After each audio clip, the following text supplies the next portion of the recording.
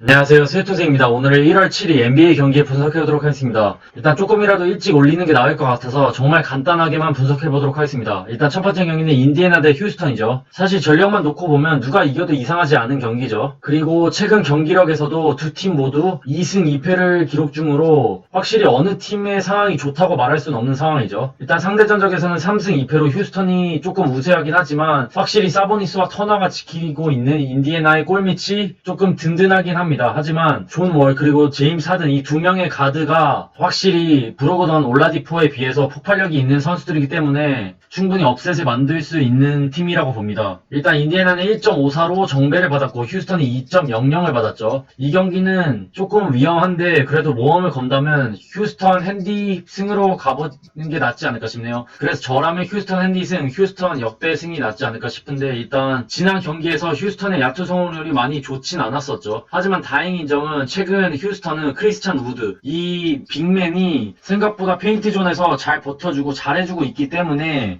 터너를 상대로 크게 밀리진 않을 것으로 보이고, 그리고 PJ 터커 이 선수의 득점력이 저조하긴 하지만 원래 수비를 위해서 뛰는 선수이기 때문에 충분히 사보니스를 상대로 사보니스를 괴롭혀줄 것으로 보입니다. 그래서 이번 경기는 하든이 조금 야투 감각을 끌어올린다면 충분히 휴스턴이 역배를 터뜨리지 않을까 싶은데 그래도 조금은 위험한 경기라고 봅니다. 그 다음 경기는 올랜도 대 클리블랜드죠. 일단 여기가 오타가 있는데 올랜도는 백투백이 아니라 클리블랜드랑 똑같이 이틀 만에 경기를 치르는 상황입니다. 두 팀은 일단 백투백으로 맞대결을 가지는 상황이죠. 일단 지난 맞대결에서 올랜도가 클리블랜드를 상대로 103대 83으로 승리를 거뒀죠. 일단 지난 경기에서 에런 고든 선수가 24득점, 야투 성공률 52.9%를 기록하면서 경기력을 완전히 끌어올렸었죠. 반면 클리블랜드는 갈랜드가 빠지고 나서부터 조금씩 흔들리고 있죠. 그리고 지난 경기에서는 일단 낸스 주니어, 드루먼드 이 빅맨들의 활약이 많이 부족했었죠. 일단 올랜도가 1.30으로 정배를 받았고 클리블랜드가 2.63으로 역배를 받았죠. 이 경기는 일반 승패에 갈 거면 올랜도가 나아 보이고, 그리고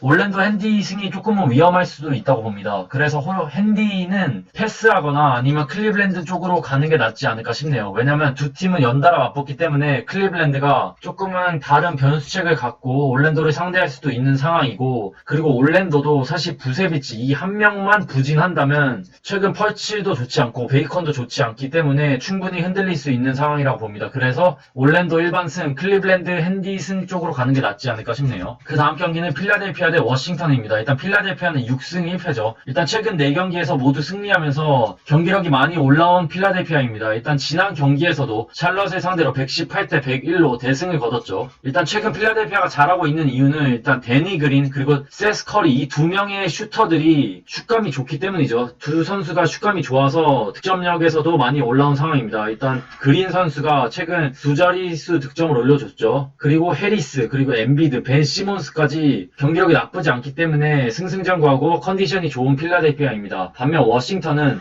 2승 5패를 기록 중이지만 최근 두 경기에서 승리하면서 연승을 달리고 있죠. 일단 워싱턴은 지난 브루클린과의 경기에서 123대 122로 1점차 승리를 가져갔었죠. 일단 지난 경기에서 웨스트브룩이 24득점, 야투 성공률 28%, 그리고 야투 25개 중 7개만을 성공시키면서 슛감이 많이 좋진 않았었지만 일단 하치무라가 15득점, 그리고 브라이언트 선수가 21득점, 14리바운드로 더블더블을 기록해줬죠. 그래서 이 센터와 그리고 포워드 이 두 명의 선수가 좋은 역할을 해주면서 브루클린을 상대로 승리할 수 있었죠. 일단 이 경기는 필라델피아가 1.24로 정배를 받았고 워싱턴이 2.92로 역배를 받았죠. 이 경기는 그래도 필라델피아 일반승이 가장 좋지 않을까 싶네요. 전력의 차이도 조금 나고 사실 브라이언트와 하치무라의 역할 그리고 활약이 나쁘지 않지만 상대가 엠비드, 해리스 그리고 벤 시몬스 상당히 높이 있는 선수들이기 때문에 충분히 필라델피아가 우세하다고 보고, 그리고 커리와 그리고 데니 그린 같은 슈터가 있는 필라델피아입니다. 반면 워싱턴의 최대 약점은 3점 슈터가 없는 것이죠. 그래서 이 경기는 필라델피아가 일반승을 가져갈 것으로 보입니다. 다만 핸디는 조금 위험할 수는 있지만 그래도 굳이 핸디에 간다면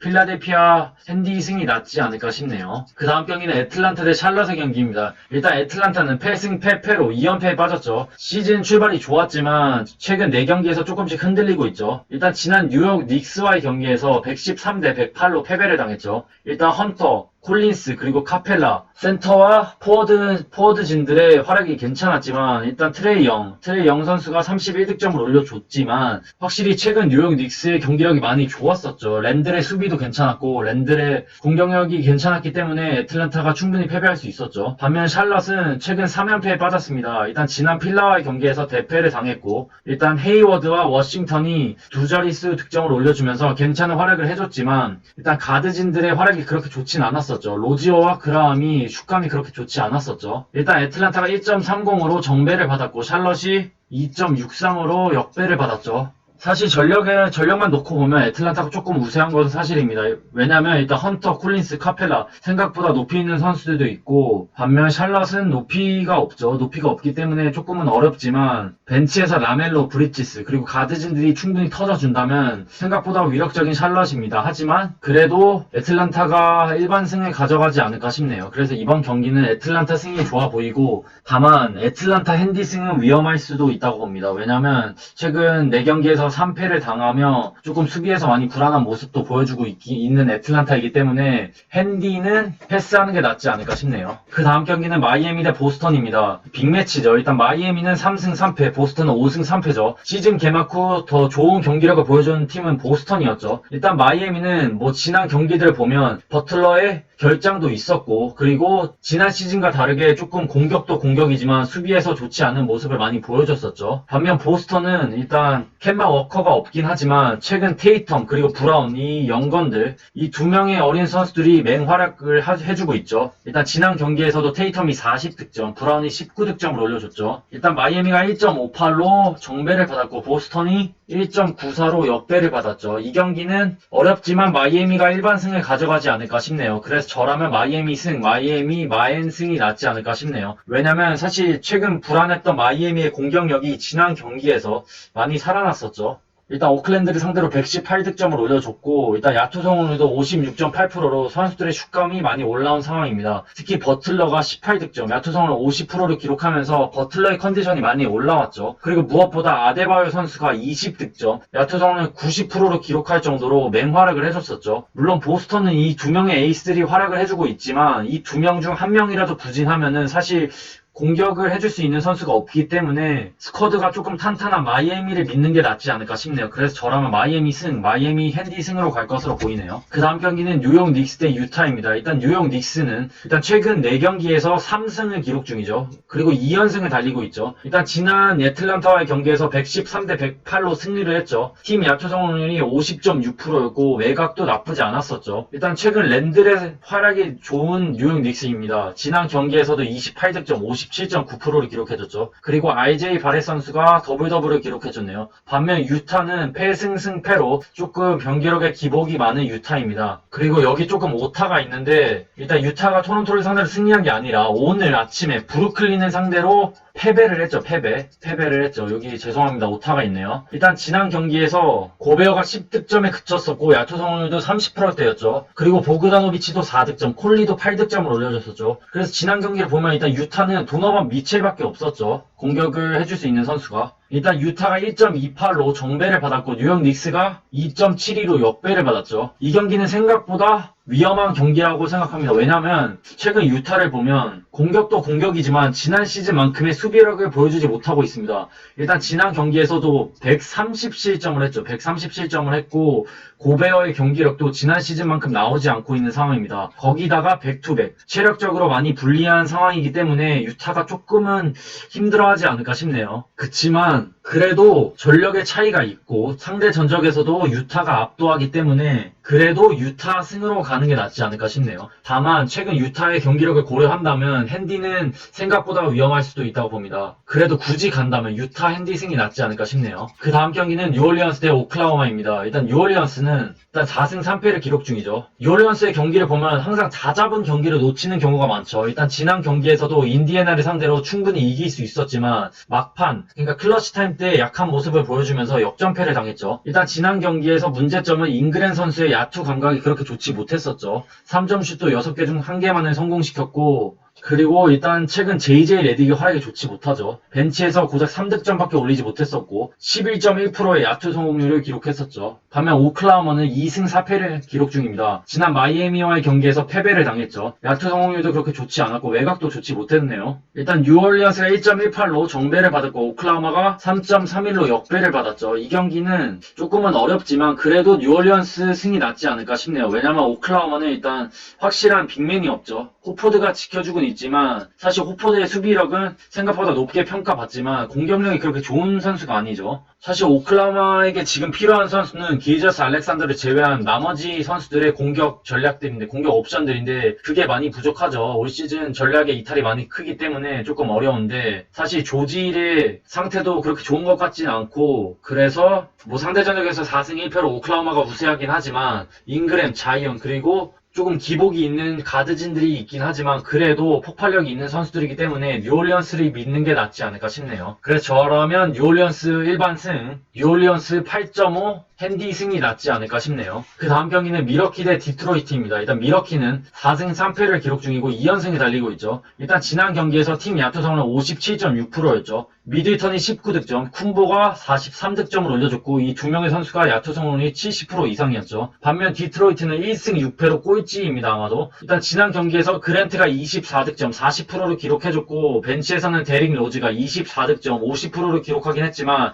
나머지 선수의 활약이 많이 부족했었죠. 일단 미러키가 1.04로 정배를 받았고 디트로이트가 역배를 받았죠. 역배를 받았는데 이번 경기는 미러키가 일반승을 가져갈 것으로 보이고 핸디 기준점이 13.5인데 핸디도 미러키가 가져가지 않을까 싶네요. 일단 가장 큰 이유는 디트로이트는 일단 플럼리 선수가 지키고 있는데 골밑을 사실 쿤보를 막아낼 수 있는 방법이 없죠. 플럼리가 그렇게 빠른 선수도 아니고 뭐 능력치가 그렇게 좋은 선수도 아니기 때문에 아테토 쿤보를 막아낼 수 있는 방법이 없을 거라 보고 사실 디트로이트의 공격 1옵션은 지금 그랜트 선수인데 미러키의 미들턴 그리고 로페즈 이런 선수들도 있고 그리고 주전 가드인 홀리데이까지 있기 때문에 디트로이트는 조금 어려움이 많지 않을까 싶네요. 그래서 미러키 승, 미러키 핸디 승이 낫지 않을까 싶네요. 그 다음 경기는 피닉스 대 토론토입니다. 일단 피닉스는 5승 2패를 기록 중이죠. 일단 지난 클리퍼스와의 경기에서 112대 107로 패배를 당했죠. 일단 부커가 25득점 그리고 폴이 15득점을 올려주긴 했지만 일단 브리지스와 크라우더의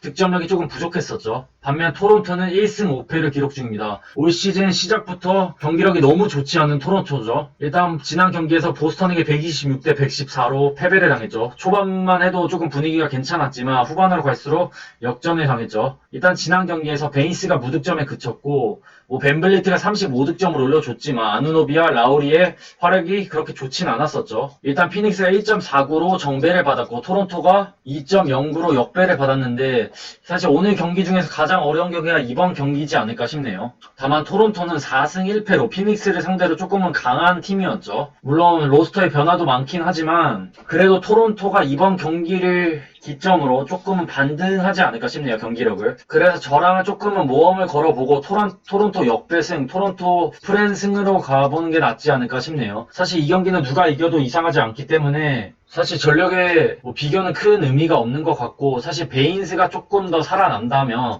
토론토가 못 이길 경기도 아니라고 봅니다. 그 다음 경기는 골든스테이트 대 LA 클리퍼스입니다. 일단 골든스테이트는 2연승을 달리고 있죠. 최근 4경기에서 3승을 거두면서 경기력이 괜찮아지고 있는 골스입니다. 일단 지난 세커와의 경기에서 137대 106으로 승리를 했죠. 일단 스테판 커리의 컨디션이 매우 좋은 골든스테이트입니다. 지난 경기에서도 30득점, 50%를 기록했고 3점슛 5개를 넣어줬죠. 반면 클리퍼스는 지난 경기에서 폴 조지가 빠지면서 오늘 샌안토니오와의 경기에서 패배를 당했죠. 일단 LA 클리퍼스가 1.44로 정배를 받았고 골스가 2.20으로 역배를 받았죠. 사실 이 경기의 포인트는 일단 LA 클리퍼스는 체력적으로 불리하죠. 백투백이고 그리고 폴 조지가 지난 경기 부상으로 나오지 않았기 때문에 이번 경기에 나선다고 해도 조금은 출전 시간 조절이나 아니면 몸 상태가 좋지 않아서 컨디션 난조가 있을 것으로 보이고 그리고 레너드도 백투백이기 때문에 결정할 가능성도 아예 배제할 수는 없고요. 반면 골스는 일단 그린이 돌아오면서 수비에서 조금 안정감을 찾았고 위긴스, 오브레, 커리 이 3인방의 활약이 조금은 괜찮은 상황이죠. 그래서 일단 이번 경기는 그래도 클리퍼스 일반 승이 낫지 않을까 싶네요. 다만 아침에 레너드의 결장 뭐 이런 소식이 있다면 충분히 걸을 경기라고 봅니다. 다만 핸디는 조금 위험하다고 보네요. 왜냐하면 최근 골스의 공격 그리고 수비에서 조금 안정감을 찾았기 때문에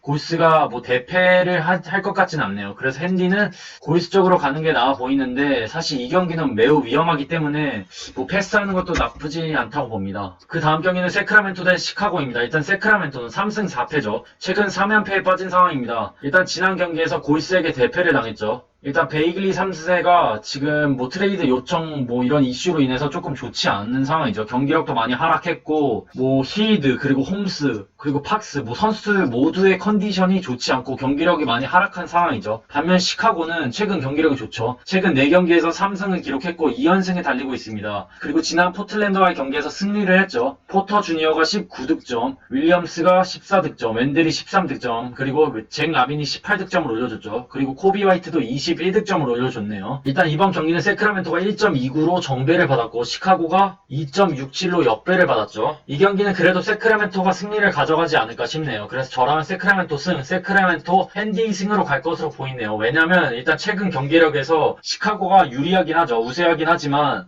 일단 체력적인 이슈가 있죠. 시카고는 일단 백투백 경기를 치릅니다. 그리고 무엇보다 공격 1옵션이 잭라빈, 에이스 잭라빈이 어제 그러니까 오늘 아침 경기에서 42분을 소화했기 때문에 충분히 세크라멘토 전에서 후반으로 갈수록 조금 체력이 딸릴 것으로 보이고 코비 화이트도 38분을 소화한 상황입니다. 반면 세크라멘토는 조금 팀 분위기가 어수선하긴 하지만 확실히 상대 전적에서 시카고를 상대로 강했었고 그리고 히드 그리고 팍스 이 가드진들이 조금 살아나고 벤치에서 화이트사이드가 골밑이 조금 지켜준다면 세크라멘토가 충분히 이기지 않을까 싶네요. 그럼 1월 7일 11경기 분석해봤습니다. 시청해주셔서 감사합니다. 건승 렛츠고!